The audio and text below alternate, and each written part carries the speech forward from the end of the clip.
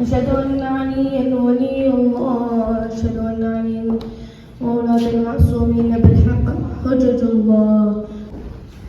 الله أكبر. بسم الله الرحمن الرحيم. وأتوب إليه. الله أكبر.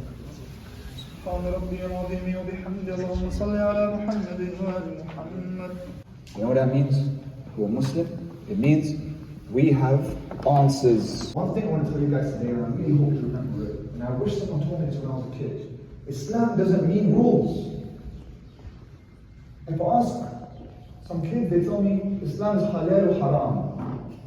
But no, it's not halal or haram. That's so basic. That's a small part of Islam. If you're Muslim, of course you have to follow what's halal and not do what's haram. That's part of it. But what does it begin with? It begins with what we just spoke about, what all of you gave such beautiful answers. It begins with my belief in Allah, my devotion to Allah, my worship in Allah, and what I want to talk about today is how I worship Allah. And we also are characters in this story. Are you a good character? Are you a bad character? Don't see Allah as someone who wants to force you to do things. That's not how Allah is. He doesn't need you. He doesn't need me. If you pray, you think it hurts Allah? If you don't pray, He doesn't need your prayer. He said pray for yourself. This is how you become happy in life.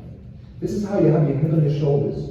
This is how you grow, you get better knowledge, you get married, you have kids, you live a beautiful life, and you live with Allah's presence in your life, and you understand the mission of all of this, which is the whole mission, guys. This is the mission now.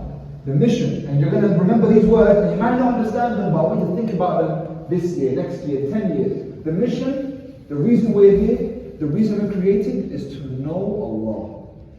You have to know Him, because He's so beautiful. But, you know, they told us, Allah bikhnak if you do this, Allah bikhnak if you do this. Allah bikhnak. Allah is merciful and beautiful. But He said, for you to know Him, there's a certain way you have to live. You can't do wrong things. You have to do right things. But what are the right things, Ya Allah? I don't know all the right things. Sometimes I think something is right and it's wrong. Allah said, don't worry. I'll give you a program called Halal Haram. Like, Ya Allah, how do you teach me what's halal and what's haram? There's the Quran, and He sends it with the Ahlul Bayt.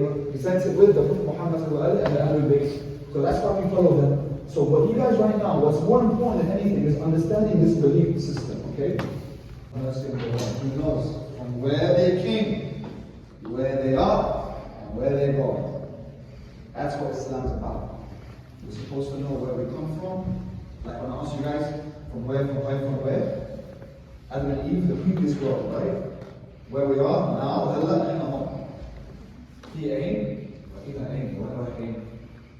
we going? Right? We have to know. Inna lillah, we belong to Him, and we go back to Him. Because He's our home. So we should know about our home. Ila ain. So I had all these questions. And it's a tough time, because if you don't ask the questions anymore, then you start to forget. Then you don't care about fi ain.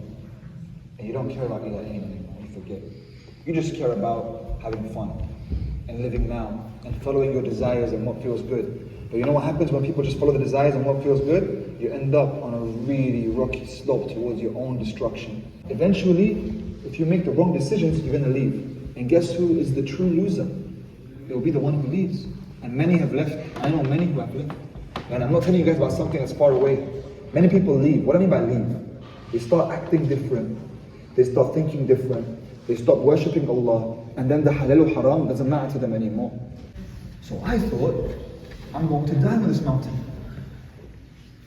And I was holding on, just so that I don't fall down, so I don't let go. Go on, mate. Did I have food? You know what? I had a little pack of biscuits, and I ran through that real quick. I didn't ration it.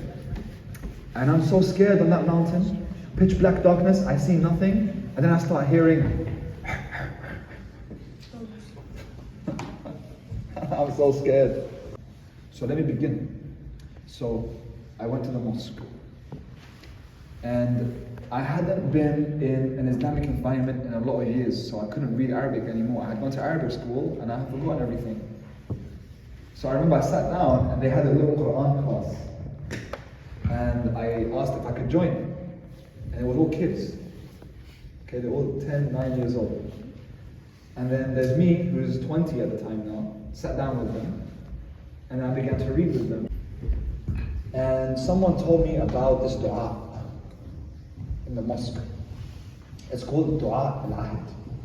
Has anyone heard this dua? You know this dua? Good. This dua is a really, really beautiful dua. Important dua. It's the dua of the warriors. Right? So this dua is about being with Imam Mahdi, being with him so much, to be so strong. That's why I said it's a warrior type of dua.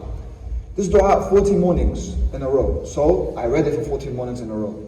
Because you don't have to be a shaykh. You're going to be so much better than a shaykh. If you stick with Allah subhanahu wa ta'ala and do what you love and you're happy, that's all that you need to do. I'm not telling anyone here to go on this crazy journey or go up a mountain. What I'm telling you guys to do is, you might not get the opportunity to wake up. And so, make sure you don't go to sleep from now. Take care of yourselves from now. If you want to take care of yourself from now, begin to understand what it means to be a Muslim.